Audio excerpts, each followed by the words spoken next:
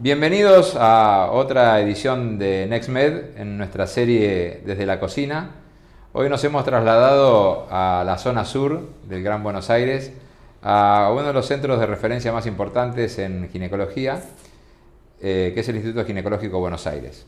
Su director, un gran amigo, David Fusaro, quien es médico ginecólogo, especialista jerarquizado en climaterio, fellow del American College de Obstetric and Gynecology y un excelente colega, amigo, y por otro lado también fue el ex jefe de ginecología de la Fundación Favaloro. Gracias por recibirnos, David, es un placer estar acá con vos y la idea es un poco que nos cuentes cómo empezó el Instituto Ginecológico de Buenos Aires. Supongo que la historia arranca desde cuando uno empieza en el consultorio, y contanos un poquito cómo fueron esos inicios. Muchas gracias, Felipe. La verdad que un lindo momento, un lindo encuentro de poder compartir con los amigos y con los colegas lo que hicimos, lo bueno, lo malo, los errores.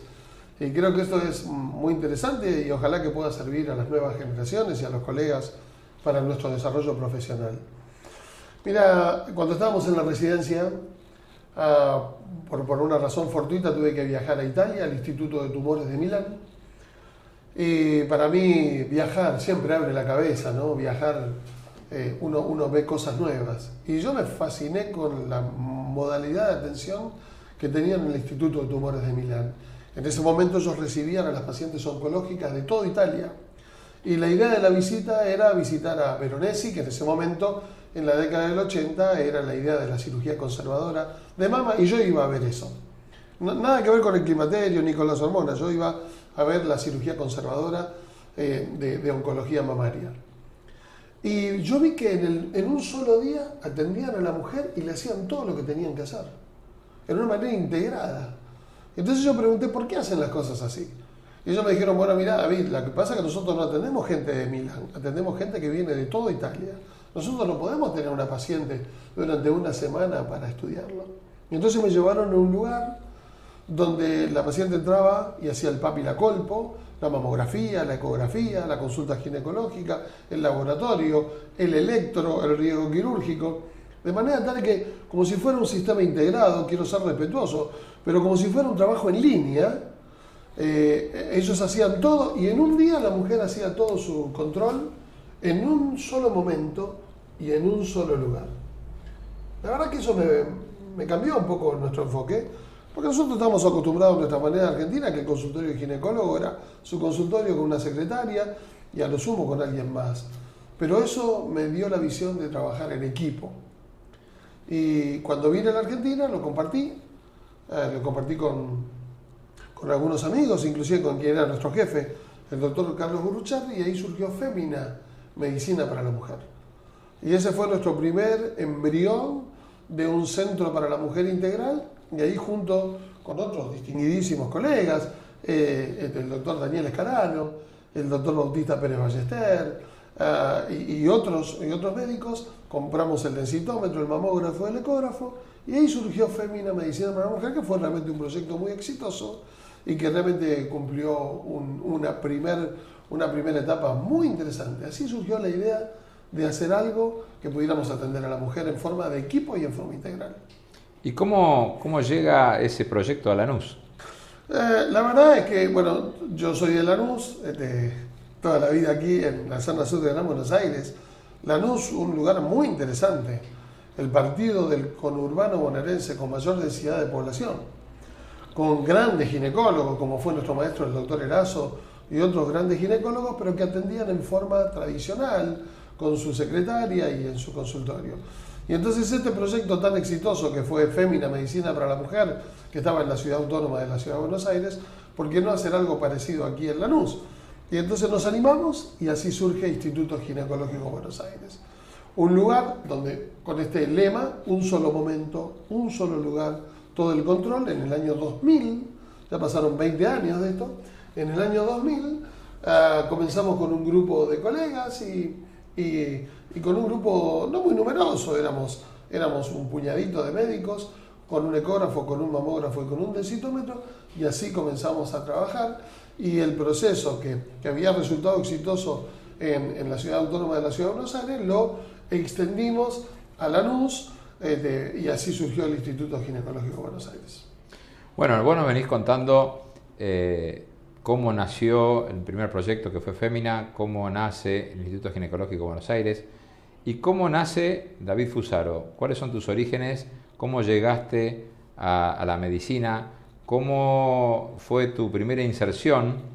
Porque muchos te conocemos y te admiramos, pero la realidad es que creo que es muy importante para el público en general saber de dónde uno sale y hasta dónde uno llegó. Hoy llegaste, creo que a uno de los puntos más altos dentro de la especialidad. Sos una persona muy reconocida, no solo acá, sino en el exterior. Y eso es algo que a uno lo pone muy contento y muy orgulloso, pero mucho más orgullo te genera cuando uno mira para atrás y ve todo el camino que uno recorrió. Contanos un poquito de eso. Mi papá decía, bueno, de dónde salí y a dónde llegué, ¿no? A veces hay un camino que no es tan fácil, está plagado de dificultades, de marchas y de contramarchas, pero cuando uno tiene un propósito y hay una pasión por lograr algo, se puede hacer. Yo vengo de una familia muy humilde, vos lo sabés, mi mamá huérfana, hacía alfajores de maicena para poder comer. Hay que tratar de no emocionarse, ¿no?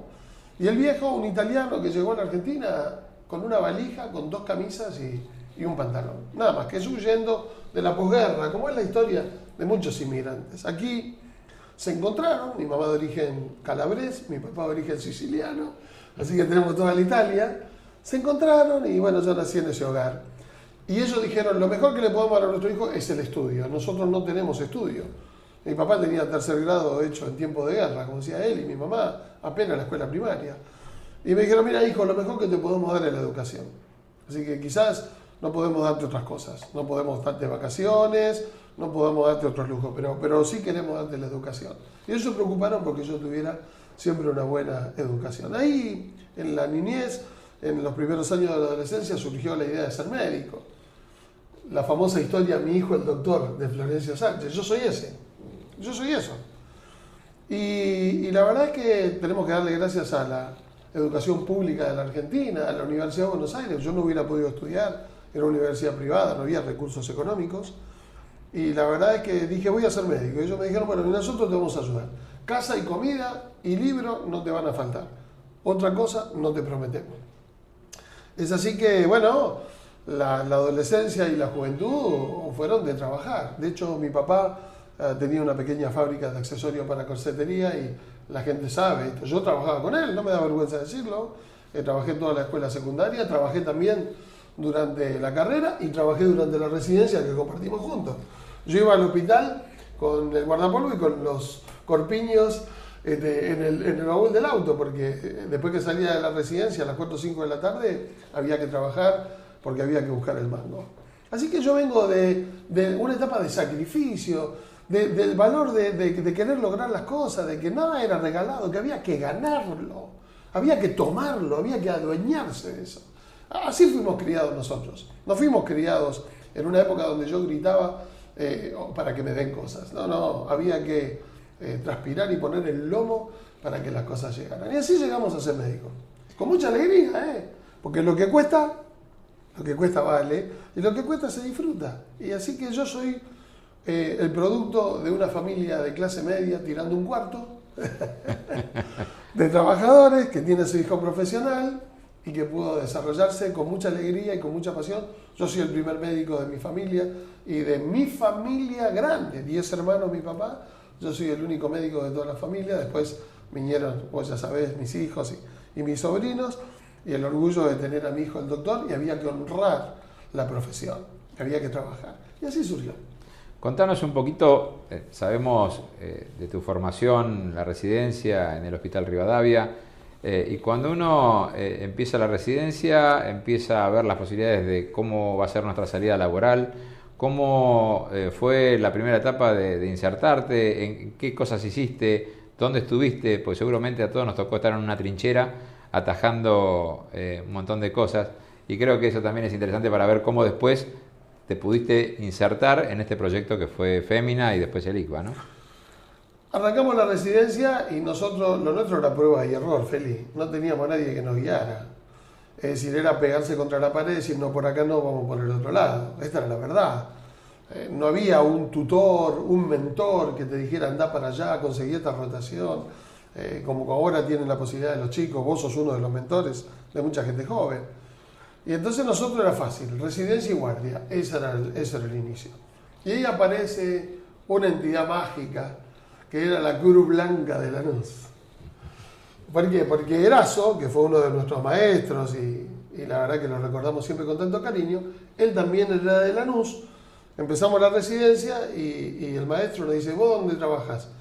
En la residencia, doctor. Yo hacía guardia en San Antonio de Padua, en una clínica en San Antonio de Padua. Yo vivo en Lanús, San Antonio de Padua. 3 colectivos para ir, 3 colectivos para volver. En la clínica San Antonio de Padua, que recién se abría, y era una guardia para descansar, porque no había mucha gente. Así que aprovechamos para ganar un manguito y recuperar un poco de fuerza de la residencia. Bueno, ¿dónde vivís? Me dice Erazo. En Lanús, doctor. Bueno, mira, yo opero en una clínica de Lanús, la Cruz Blanca, quiero que seas mi ayudante junto con mi hijo Mariano Erazo, gran amigo, ustedes dos me van a ayudar. Sí, doctor. A nosotros ni se nos ocurría pensar cuánto nos iba a pagar, si era de obra social particular. Nosotros, el hecho de operar con Erazo y aprender con él, era premio suficiente para nosotros. Y así empezamos a operar en la Cruz Blanca. 4 cirugías, al maestro le gustaba operar los sábados, así que hacíamos 4 histerectomías. Ahí Lanús quedó desmatriculada, decimos nosotros. Hacíamos histerectomía, prolapso, operamos con él. Fue una etapa de entrenamiento quirúrgico muy interesante porque el maestro era un gran cirujano ginecológico y además fue una etapa de ir haciendo un poquito nuestras primeras armas. Obviamente, después comenzamos a atender consultorio en la Cruz Blanca, entonces nuestra vida era residencia, cuando salíamos de la residencia algún consultorio periférico, en este caso era San Antonio de Padua y Lanús, los sábados a hacer pase de sala cuando nos tocaba, y después a las 10 o a las 11 operar hasta las 6 de la tarde del sábado y domingo ir a ver a todos los posoperatorios del sábado, porque lo íbamos a ver nosotros, y éramos felices, aprendíamos, estábamos contentos. Nosotros queríamos hacer una formación y maestro nos decía, primero la formación, después va a venir el pesito.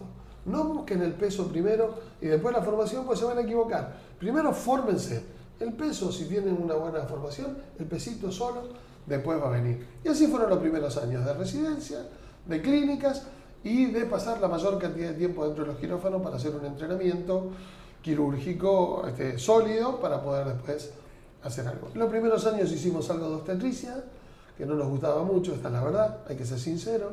Nosotros éramos más ginecólogos que obstetras, pero al principio la guardia de obstetricia era lo que permitía llevar el mango a casa para mantener. Yo en ese momento ya estaba casado y tenía a Carolina, después llegó Leandro y entonces unos años hicimos obstetricia hasta que después la ginecología empezó a brotar y de ahí dejamos de hacer obstetricia.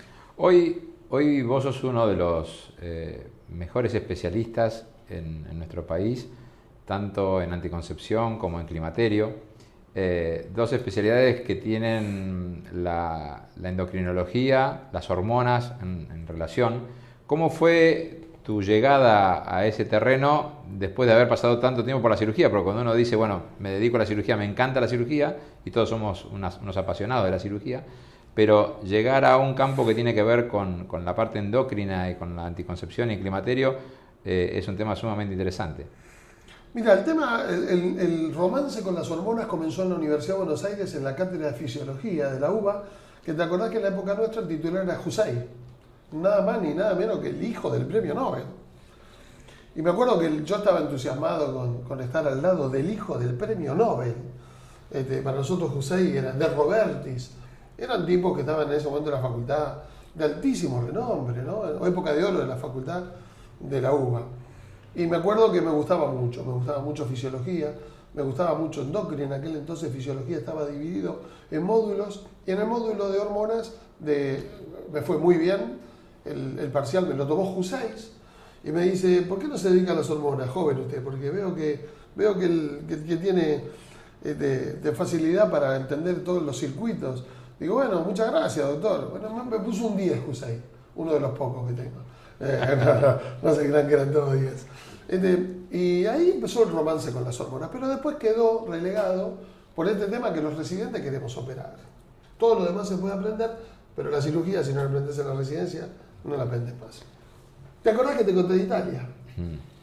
Cuando voy a Italia, allá se operaba a la mañana. El Instituto de Tumores de Milán empezaba a operar a las 6 de la mañana. 6 de la mañana, en varios quirófanos simultáneos, a las 4 de la tarde se terminaba la cirugía. Y entonces yo después de las 4 de la tarde no tenía nada que hacer, la pasantía era una pasantía corta. Entonces me dicen, bueno, ¿y vos qué haces después de las 4 de la tarde? Nada. Dice, ¿por qué no vas al consultorio de climaterio? ¿Consultorio de qué? Año 1985. De climaterio. Dice, acá tenemos un consultorio de climaterio. Bueno, voy a ver. Y entonces ahí hice mi primer contacto con el climaterio. Cuando volví, el Hospital Rivadavia abre su consultorio de climaterio con la doctora Marta Murga, que era jefa de sala, con algunas personas como Di Costanzo, que venían de ginecología endocrina con la doctora Albamonte, nosotros que éramos algunos residentes con la Peti Molina, y ahí se armó el grupo de climaterio y empezamos a trabajar con las hormonas. Así que ahí resucitó el amor con las hormonas. ¿Y por qué y ahí enganchamos la época de oro del climaterio, década del 90, donde le dábamos terapia de reemplazo hormonal, la lista de indicaciones era cada vez más extensa. Teníamos estrógeno, en gel, en parche, inyectable, comprimido, aerosol de estrógeno, porque los beneficios eran más grandes que los riesgos. Después vino el WHI, se replanteó la cosa, ahora se está volviendo a replantear, como todas las cosas en medicina, y ahí empezamos a trabajar muy fuertemente en climaterio. El Hospital Rivadavia tenía una sección de climaterio de alta gama. ¿Cómo entramos a la anticoncepción? Porque en la década del 90 se empieza a estudiar estradiol en anticoncepción. En ese entonces existía un paradigma: esteril estradiol para anticoncepción, estradiol natural y conjugado equino para climaterio. Pero algunos empiezan a pensar que el estradiol era bueno para anticoncepción. Ahora, ¿quién conocía más el estradiol? Los que trabajamos en climaterio, porque estábamos todo el día con el estradiol. Entonces, cuando empezaron los primeros trabajos de investigación clínica para anticoncepción con estradiol natural, algunos jóvenes de pelo largo y negro, como tenían en ese entonces, empezamos a hacer estudios de investigación clínica con el estradiol, y ese fue mi puerta de entrada a la anticoncepción. Y ahí ahora, bueno, trabajo en anticoncepción y en climaterio, que son dos parámetros hormonales. Hoy que estamos recorriendo ya, estuvimos en Italia, estuvimos en Capital Federal, ahora estamos en Lanús, ¿cuál es el lugar que vos creés que tiene el ginecólogo hoy dentro del sistema de salud? Indiscutiblemente, el ginecólogo es el médico de cabecera de la mujer, esto no hay ninguna duda. Porque el ginecólogo acompaña a la mujer desde la adolescencia hasta más allá del climaterio. Ahora empezó a aparecer la ginecogerontología. En nuestro consultorio, cuando éramos chicos, mujeres de 70, 80 años no se veían en el consultorio, excepto que sean por una patología oncológica. Pero era una mujer de 70 años, 75 años, una mujer que sigue en actividad. De manera tal que el ginecólogo acompaña a la mujer a lo largo de 6 décadas de su vida, y el ginecólogo sigue siendo el médico de cabecera de la mujer. Esto es una gran oportunidad, es una gran responsabilidad, porque tenemos que empezar a manejar términos y patologías que exceden a la ginecología clásica genitomamaria: osteoporosis, riesgo cardiovascular, riesgo neurológico, dislipidemias, hipertensión arterial, riesgo metabólico, diabetes, síndrome de resistencia a la insulina, un montón de entidades que no tienen que ver directamente vinculados a los genitomamarios, pero sí tienen que vinculados. Mira, y acá quiero poner una frase. Femina no se llamó Instituto de Ginecología, era Medicina para la Mujer. Y bueno, después nosotros continuamos con el mismo eslogan: Instituto Ginecológico Buenos Aires, Medicina para la Mujer. Esto es más amplio que la ginecología, es ser el médico de la mujer. Y obviamente trabajar en interdisciplina, en contacto con otras especialidades, para que cuando sea necesario buscar el hecho de trabajar en conjunto con otras especialidades. Pero hoy el ginecólogo tiene, y estoy seguro va a seguir teniendo, un lugar absolutamente relevante en la salud femenina. Siguiendo esa línea y lo que uno ve en la realidad, es que la especialidad cada vez tiene mayor contenido, y nos resulta muy, muy difícil poder mantenernos en la especialidad actualizados en todos los temas.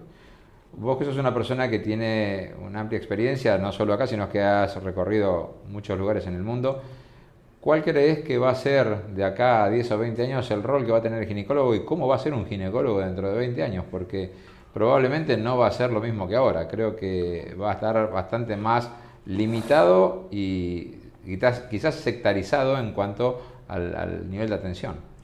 Primero, la ginecología se va a hacer cada vez menos quirúrgica. De hecho, en los últimos 30 años se ha hecho menos quirúrgica, cosa que nosotros operábamos hace 30 años, hoy ya no lo operamos. De manera tal que creo que cada vez va a ser menos quirúrgica o de cirugías mínimamente invasivas. De manera tal que el rol de ginecólogo, que nació siendo un cirujano de la mujer, cada vez va a ser más clínico y menos cirujano. Segundo lugar, no se puede hacer todo. Ya no se va a poder hacer todo, ya no se puede hacer todo. De manera tal que creo que especialmente para la gente joven van a tener que elegir algo dentro del mundo de la medicina para la mujer y hacerlo bien. Y entonces hacer algo en profundidad y conocer esto. Yo no puedo hacer fertilidad, no puedo hacer climaterio, no puedo hacer cirugía uroginecológica, no puedo hacer mastología, no se puede. Vamos a tener que elegir algo y hacerlo en profundidad. Y acá viene el tercer punto. Va a ser absolutamente imposible que el ginecólogo trabaje solo. No creo que el trabajo sea un trabajo individual.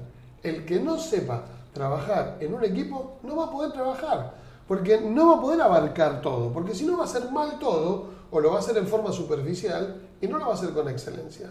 De manera tal que el ginecólogo del futuro para mí va a ser alguien que forma parte de un equipo de trabajo. El ginecólogo va a ser alguien que tenga que estar entrenado y capacitado profundamente en alguna subespecialidad, ¿cierto? Y entonces va a tener que tener la visión completa, pero la ejecución de una parte. Es decir, la visión abarcativa de la salud de la mujer, cada vez más amplia. La visión sí, pero la ejecución va a tener que ser de un área específica para que yo pueda hacer bien las cosas. Es decir, no va a ser ese ginecólogo que resuelve todo. Me da la sensación de que ese es el ginecólogo del futuro.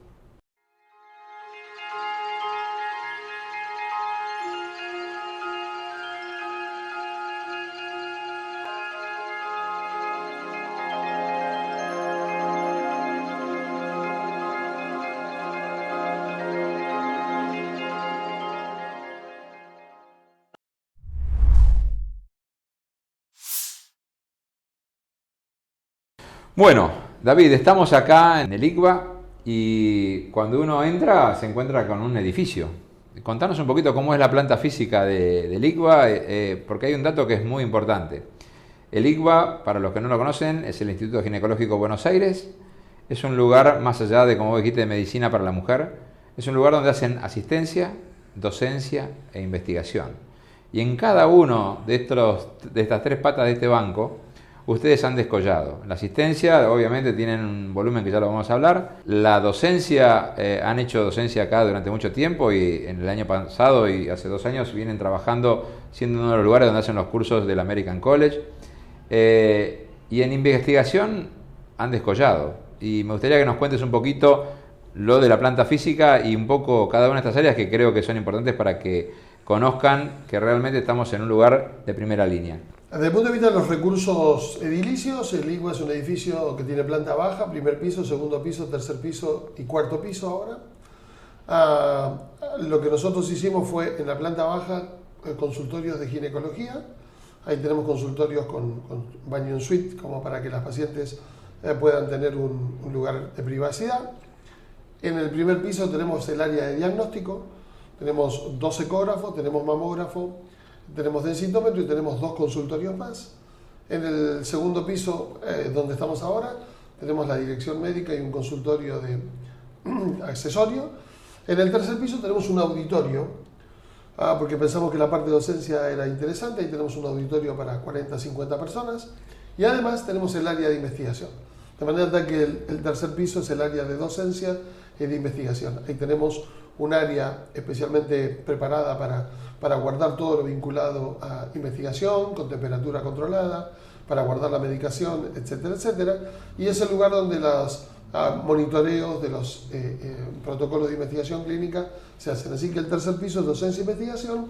Y ahora estamos terminando el cuarto piso para tener 4 consultorios más, para poner especialidades no ginecológicas, pero vinculadas a la mujer.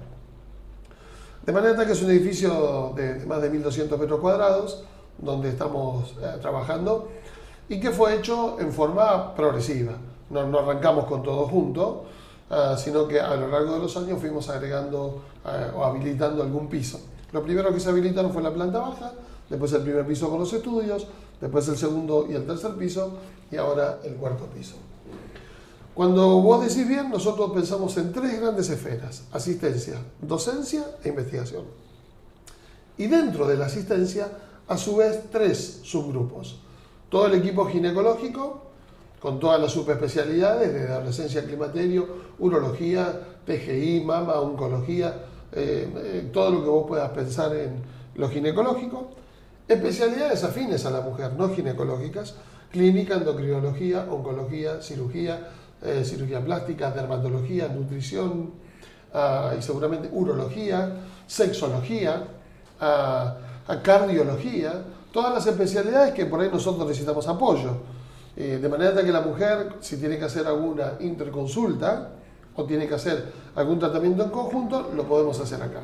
Así que tenemos el grupo ginecológico, el grupo médico no ginecológico, si pudiéramos decir así, que es salud femenina, y después todo lo que es diagnóstico por imágenes en forma básica: mamo, ecografía, densitometría, LIP, histeroscopía y todo lo que es aparatología ambulatoria. Nosotros no tenemos internación aquí, decidimos no tener internación y utilizar las clínicas que tienen internación para focalizarnos en todo lo que es un centro de salud femenino.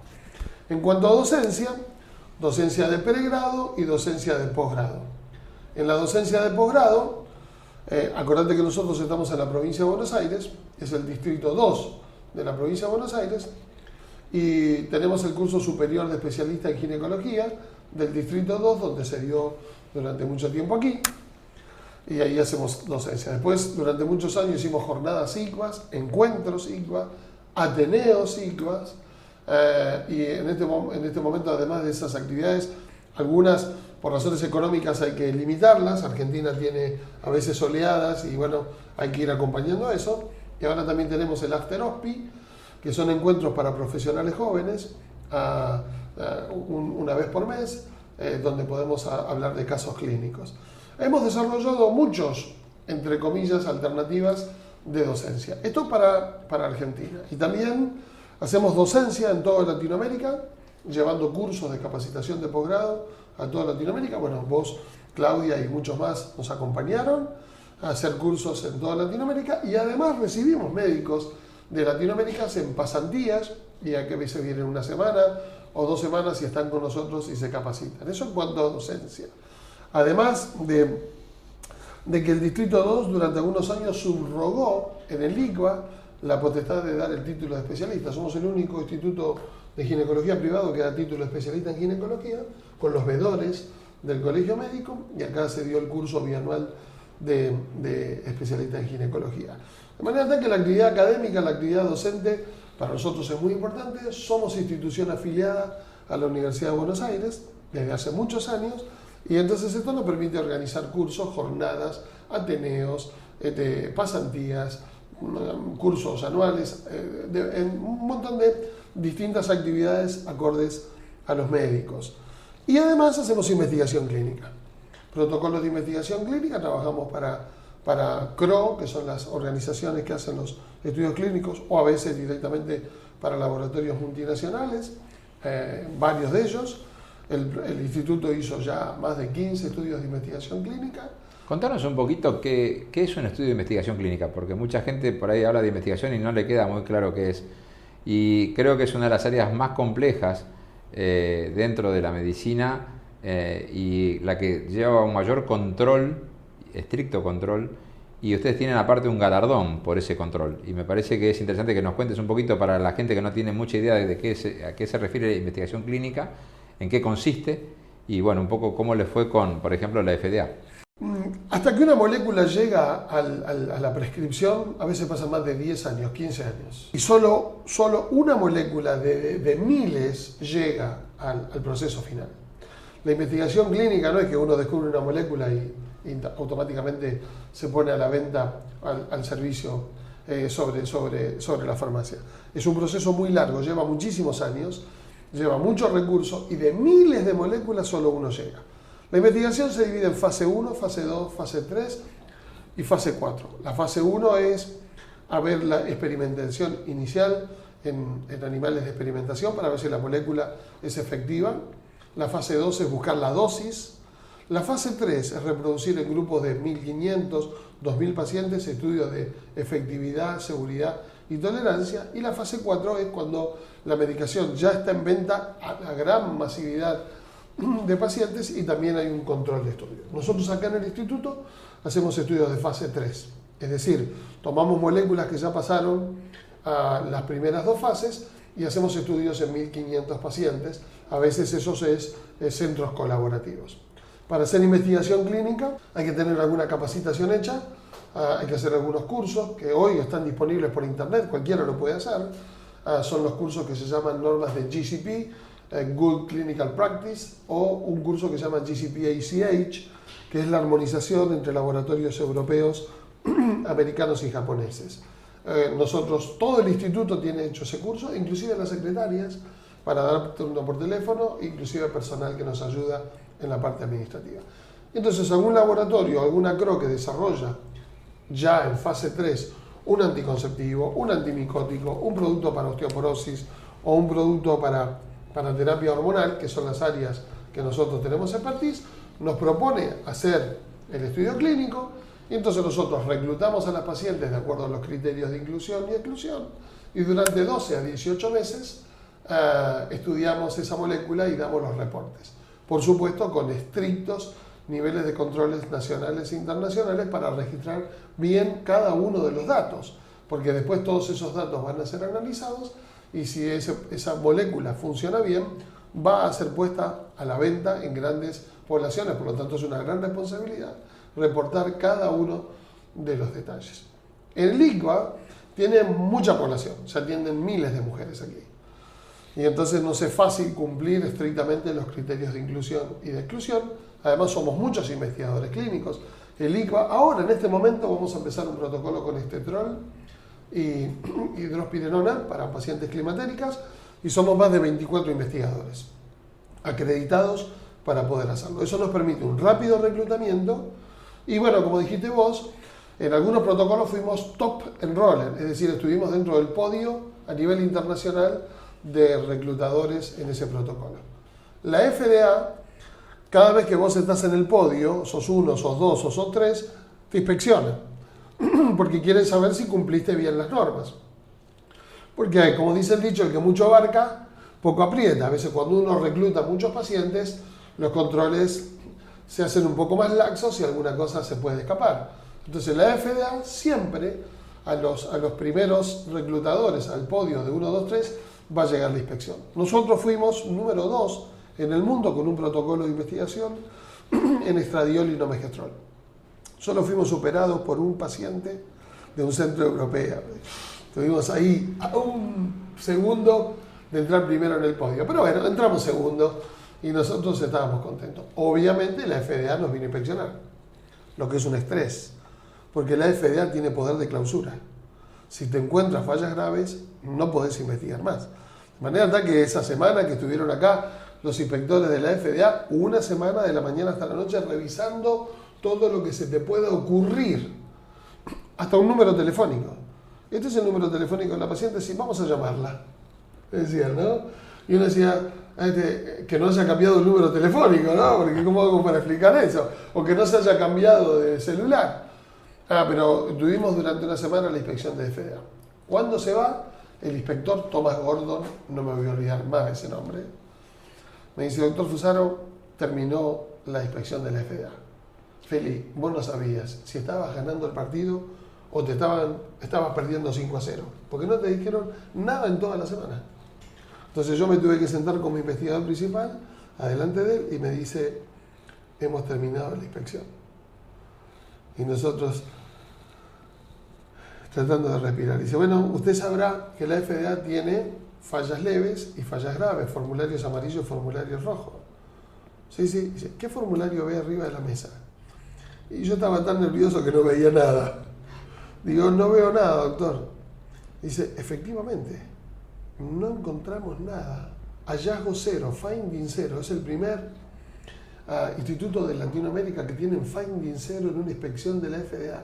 No hemos encontrado nada. Queremos decirle que lo felicitamos. ¿Te imaginas la explosión de alegría? Después de eso, Y obviamente esto era un gran precedente para el instituto porque, claro, cuando había que traer un protocolo de investigación clínica en nuestras áreas de interés, que son hormonas, entonces obviamente siguieron llegando estudios clínicos. Si uno hace las cosas bien, eso abre las puertas para que vengan otras cosas. Hay que trabajar con excelencia, o por lo menos tratar de ser lo mejor que podemos ser. Y eso siempre tiene sus beneficios.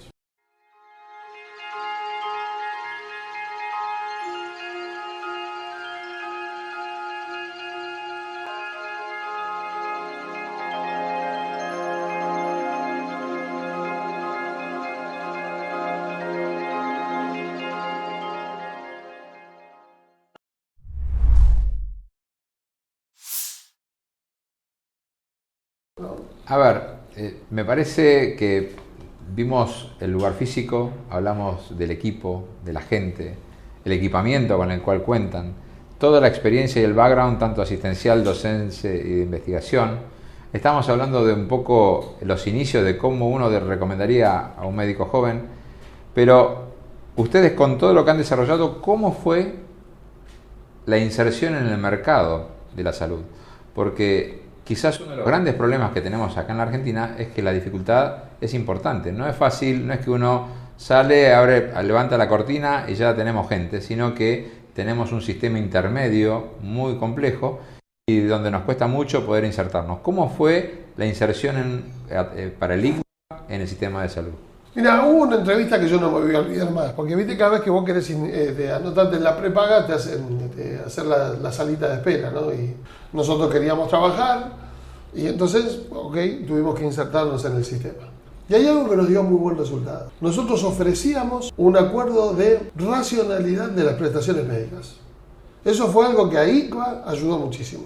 Decir a los prestadores de salud, señores, no vamos a hacer nada indebido, no vamos a sobreprestar, no vamos a hacer estudios que no sean necesarios, les vamos a cuidar el dinero. Ustedes páguennos bien. No bajen la consulta porque nosotros vamos a hacer sobreprestación de consulta. No nos bajen el horario de mamografía porque vamos a hacer mamografía cuando no corresponda.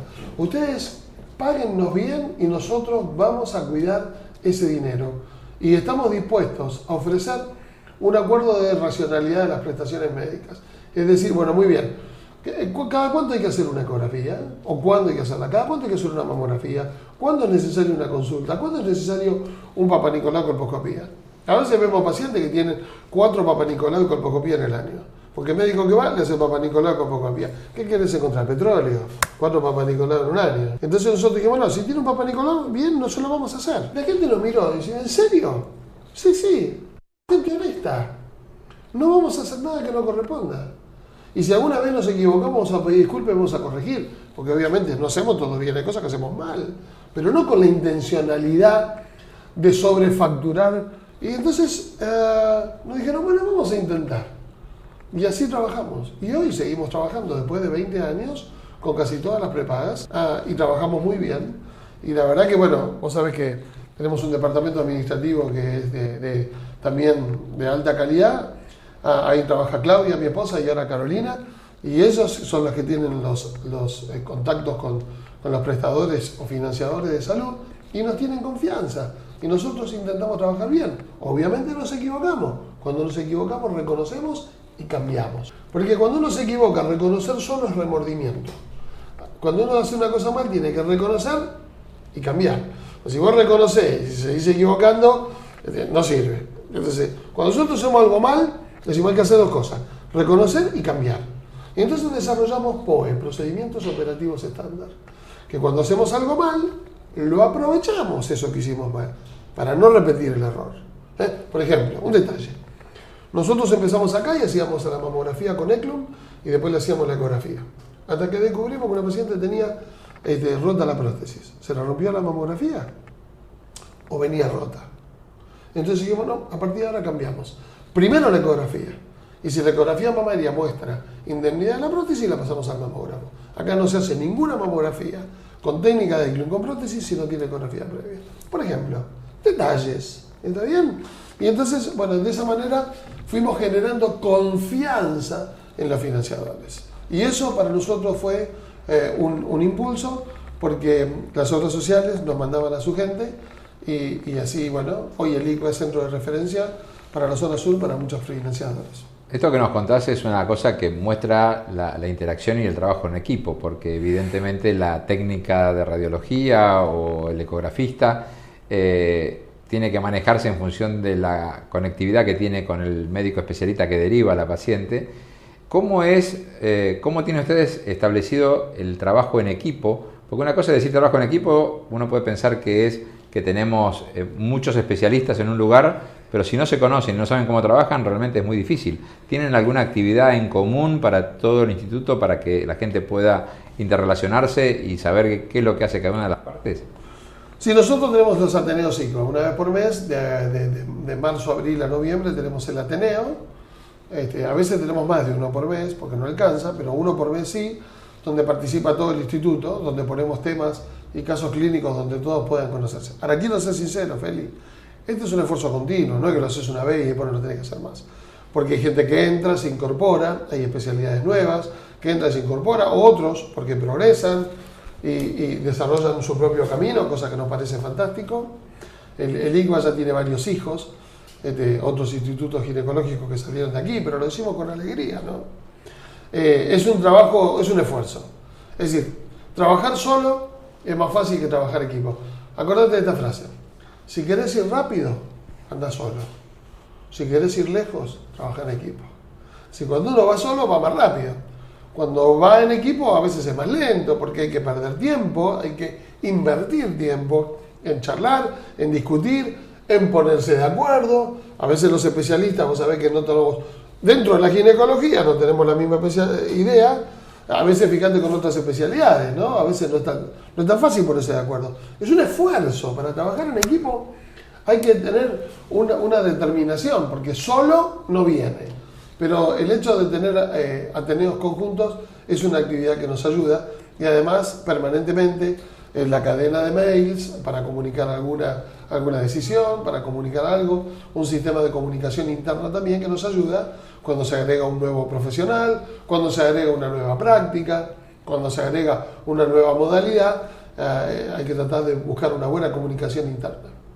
Ustedes tienen una excelente relación con sus pacientes. Uno lo ve a diario en la sala de espera, y esto tiene que ver, por un lado, con el manejo del personal de las secretarias, que están siempre en el mostrador esperando la atención del paciente, pero por otro lado también está porque brindan muchas veces charlas informativas a la población de acá de Lanús sobre distintos temas. ¿Cómo manejan esa área? Dos cosas. En primer lugar, tratamos de desarrollar la mística de ICBA. Y eso involucra desde el director médico hasta lo que vos quieras de alguna otra área de servicio. Todos son importantes. Todos son importantes. Si el área de limpieza no funciona bien, la gente dice, acá no queremos venir. Y no tiene nada que ver con la calidad académica. Vos podés ser profesor titular de Harvard, pero vos necesitas que todo el equipo esté bien ensamblado y cosas. Así que ese tema de la telefonista, vos imaginate que te atienden por teléfono y te dice, ¿qué quiere? Y ya está marcando algo. Otra cosa te dice, instituto, buenas tardes, ¿en qué puedo ayudarla? Es distinto. Entonces, no se trata de lo médico nada más. Nosotros prestamos mucha atención a todo el equipo. Eso involucra desde el mantenimiento del instituto, la higiene, la limpieza, las secretarias, la papelería, la comunicación, etcétera, etcétera, etcétera. Esto es muy importante. Con respecto a las charlas a la comunidad, esto también en ICBA fue una cosa que hacemos y queremos seguir haciendo. Tenemos charlas de lo que se te ocurra, desde ginecología infanto-juvenil, prevención de abuso sexual, hasta climaterio, osteoporosis, anticoncepción, sexualidad, realmente enfermedad de transmisión sexual, charlas para maestras de escuela primaria, para profesores de escuela secundaria, para mujeres, para los Rotary Club, para las fuerzas vivas, a tener el intercambio de lo que es lo que la gente necesita, de qué es lo que necesita. Porque todo el mundo decimos que la información es importante, pero la información tiene que llegar de una manera que sea comprensible y apropiada para las personas, para que eso pueda cambiar conductas. Porque vos informás y la gente no cambia la conducta, no sirvió. La información sola me parece que no nos sirve.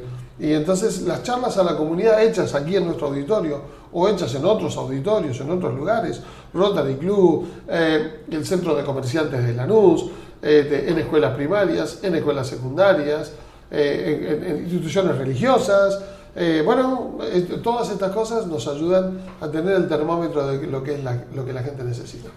Bueno, después de toda esta recorrida en cuanto a notar tu vasta experiencia en todas las áreas dentro de la ginecología, ¿cuál sería para vos la sugerencia si yo fuera un médico joven? ¿Qué hacer en ginecología? ¿A dónde tendrías que apuntar? ¿Y cómo entraría en el mercado que es tan hostil hoy en día para los médicos, ¿no? Yo creo que la residencia es el mejor sistema de formación inicial. Me parece que la residencia hay que hacerla, sí o sí. Yo sé que quizás hay otros modelos, hay otras formas, pero bueno, nosotros venimos de que hay que tener un buen cimiento. Mirá, si vos querés hacer un edificio de 3 pisos, vas a hacer un cimiento. Si vos querés hacer un edificio de 100 pisos, tenés que hacer más cimiento. Entonces, la base creo que es muy importante. Y no hay ninguna mejor base que una muy buena residencia. Ahí uno tiene una visión panorámica de la especialidad y una formación inicial. ¿Está bien? Y entonces, después, eso lo primero. Lo segundo es ver dentro de ese panorama general qué es lo que más te gusta, qué es lo que más te apasiona, qué es lo que más te mueve, ¿no? Yo creo mucho en la pasión, Feli. Creo mucho en la pasión. Es decir, hacer algo que no te gusta, la verdad que no funciona. Por más que te dé plata. A la larga no. A la larga no. Bueno, porque el dinero puede ser un móvil, pero dinero se puede conseguir de muchas maneras. Lo interesante es que vos te levantes cada día y estés feliz con lo que vos estás haciendo. Y eso no tiene precio. Algo que te apasione, algo que te movilice. ¿Qué es la endocrinología? ¿Qué es la reproducción? ¿Qué es la cirugía? ¿Qué es? Buscar algo, buscar un área. Buscar un área. Creo que esta es una gran decisión. La primera decisión es buscar la especialidad. Hoy en día la segunda decisión es buscar una subespecialidad. Y entonces, una vez que uno elige eso, empezar a ver dónde están los mejores para que yo pueda aprender de ellos. ¿Dónde están los mejores? En el país y fuera del país. Invertir en buscar a quiénes son los referentes de excelencia en eso. ¿Por qué? Porque para llegar a ser de excelencia recorrieron un montón de cosas. Y los dichos están fantásticos. Es bueno aprovechar de la experiencia, pero mejor es aprovechar de la experiencia del otro. Ya hay caminos que uno no va a perder tiempo porque sabe que no funcionan. Entonces yo creo que la segunda cosa es buscar quiénes son los mejores. ¿Quiénes son los referentes? ¿Quiénes son los que trabajan con excelencia ahí? Y de alguna manera buscar contactarse, buscar estar al lado de ellos, buscar nutrirse de las experiencias, de los tips, de los detalles, tanto sea en cirugía como en no cirugía, de esa gente para formarse bien. Y es cierto que somos muchos médicos y es cierto que siempre hay crisis. Pero si vos sos muy bueno en lo que haces, si vos sos excelente en lo que haces, entonces la gente lo va a ver y entonces vas a poder trabajar bien, vas a poder vivir de tu profesión. Estoy claro que los médicos hemos tenido un deterioro en las últimas décadas de manera continua en nuestro país, estoy claro. Sé que a nosotros además tenemos que tener mucha resiliencia para luchar con los temas médicos y para luchar con los temas no médicos. Lo sé, no soy tonto. Pero bueno, hay que hacerlo. Y yo creo que con esfuerzo, con pasión, con perseverancia. Ahora estamos viviendo en un momento donde la gente quiere todo rápido. Y a veces no se puede todo rápido, a veces hay cosas que necesitan tiempo, ¿no? Para ir cerrando, ¿cuál sería tu recomendación para alguien que quiere empezar a hacer algo parecido al ICVA? ¿Qué necesitaría tener hoy que sería básico para poder armar un instituto con un sistema de todo en un mismo momento y en un mismo lugar? ¿Qué considerás vos que sería necesario contar para poder hacer algo parecido a eso? Lo primero, la gente a veces se preocupa mucho por la tecnología. Quiere tener el último aparato, quiere tener el último ecógrafo, quiere tener el mamógrafo digital 3D, super ultra plus. Lo más importante son las personas. Lo más importante no son los aparatos. Lo más importante no es el lugar físico. Eso viene solo, eso lo puede comprar cualquiera, eso es plata. Eso se puede lograr. La gente cree que eso es lo más difícil. No, eso no es lo más difícil. Lo más difícil es la gente, conformar un grupo que tenga principios, que tenga valores, que tenga propósitos similares. Si no, no se puede trabajar. Si uno quiere ir para un lado y otro quiere ir para el otro, difícil. Pero lo primero que yo diría es tienen que encontrarse con un grupo profesional y no profesional, porque, bueno, profesionales de distintas áreas, ¿no? Porque para armar un instituto tenés de contable, gente administrativa, profesionales médicos, etc. Lo primero que hay que hacer es tener un núcleo de personas que tenga el mismo propósito, que vibre a la misma música, que estén de acuerdo. Todo lo demás va a venir por añadidura. Ahora, si nosotros ponemos gente que piensa completamente distinto, trabaja distinto, por más que tengan muchísima plata, ¿sabés qué les va a pasar? Van a tener problemas. Después van a tener problemas como reparten la plata, ¿no? Es decir, porque el problema no es cuando no tienen plata, porque cuando uno tiene plata no hay problema, hay que pagar. El problema es cuando hay plata. Ahora, lo más importante es formar el grupo, buscar amigos, buscar gente que tenga el mismo pensamiento, que tenga el mismo sentir y armar el equipo. Y después a partir de ahí trabajamos. Y te quiero contar esta anécdota para terminar. Cuando yo era chico jugábamos al fútbol y hacíamos una ceremonia que se llamaba la pisadita o pan y queso. Entonces la gente se ponía, elegían a dos, esos pisaban y ahí venía un momento cruel. Porque si eras malo, quedabas para lo último, ¿viste? Si eras bueno, era el primero que te elegía. Porque prefería perder con los amigos, porque a lo sumo nos íbamos, nos tomábamos una coca y nos comíamos un pancho y nos íbamos todos contentos. Prefería perder con los amigos a ganar con los que no eran mis amigos. Bueno, vos lo sabés, nos tocó ganar y nos tocó perder también. No siempre se puede ganar. Nosotros dos somos el ejemplo de eso. En alguna cosa tuvimos bien, otras no salieron por distintas circunstancias. Si quieren armar un grupo de trabajo, busquen amigos, busquen gente que piense igual. Les puedo asegurar que todo lo demás, tarde o temprano, con un poquito más de sacrificio, con un poquito menos de sacrificio, va a llegar. Busquen eso primero. Y ahora el cierre, que para mí es una de las partes más lindas, que es que nos cuentes dos anécdotas. Una simpática que se pueda contar y otra de esas que nos conmovieron, que nos han pasado muchas veces en el consultorio y en la práctica médica. Mira, anécdotas acá en el instituto, te imaginas, ¿no? Una vez una mujer pidió el libro de quejas. Se fue a hacer una mamografía y una densitometría y los gritos se escuchaban hasta acá, ¿viste? Y entonces pidió el libro de quejas y dice, mire, está el director médico arriba, ¿por qué no lo va a ver a él y usted le cuenta? Entonces viene la señora acá y dice, ¿usted es el director médico? Sí, soy el doctor Fusaro. Dice, mire, quiero el libro de quejas. Digo, por favor, señora, siéntese, dígame en qué podemos ayudarle. Nosotros queremos atenderla bien, no queremos hacer las cosas mal, queremos hacer las cosas bien. Dígame, si este instituto es fantástico, si las chicas son extraordinarias. La técnica de mamografía me trató con una delicadeza enorme. A este punto yo no entendía cuál era la queja, porque eran todos halagos. Hasta que llega un momento y dice, pero tienen un gran defecto. Digo, señora, por favor, dígamelo. Dice, preguntan la edad. Digo, mire, señora, para hacer la densitometría le tenemos que preguntar la edad, porque el aparato dice, pero pregúntenmela en privado, dice, porque yo estaba con mi novio, yo tengo 78 y él no sabía que yo tenía 78. Así que, bueno, de esas anécdotas de risueñas que tenemos es fantástica, ¿no? Como cuando le dimos el óvulo anticonceptivo a una mujer, creo que lo conté esto. La señora venía a buscar, ahora ya no se hace más, pero hace muchos años atrás venía a buscar la receta del óvulo anticonceptivo y nosotros decíamos, mire señora, este óvulo no es muy seguro, usted tiene que buscarlo con otras cosas, etcétera, etcétera, ¿no? Y un día viene y dice, doctor, ¿me puede hacer un test de embarazo? Digo, ¿vio señora que el óvulo anticonceptivo no era tan seguro? Dice, no, dice, mientras él lo quiso usar anduvimos bien. Digo, ¿cómo mientras él lo quiso usar? Sí, eso, doctor, antes de la relación sexual, 20 minutos yo le ponía el óvulo a él para que le matara los espermatozoides. Digo, no, señora, eso era para usted. ¿Cómo para mí? Si esto mata espermatozoides, los espermatozoides los tiene él. La mujer le ponía como supositorio el óvulo. Así que ahí dijimos, bueno, cuando hagamos una prescripción vamos a tener que empezar a decir a la gente cómo se usa. Era un error nuestro, ¿no? Y con respecto a cosas que nos conmueven, es bueno, vos sabés, Feli, acá llega gente con problemas a veces muy serios, problemas oncológicos muy serios. Ahora estamos viendo pacientes con cáncer de mama y gente muy joven. Y la verdad es que cuando vemos a las pacientes contenidas, atendidas en un grupo interdisciplinario y que pueden salir adelante, la verdad que eso genera satisfacción. Para eso somos médicos, para eso estudiamos, para hacer bien a la gente.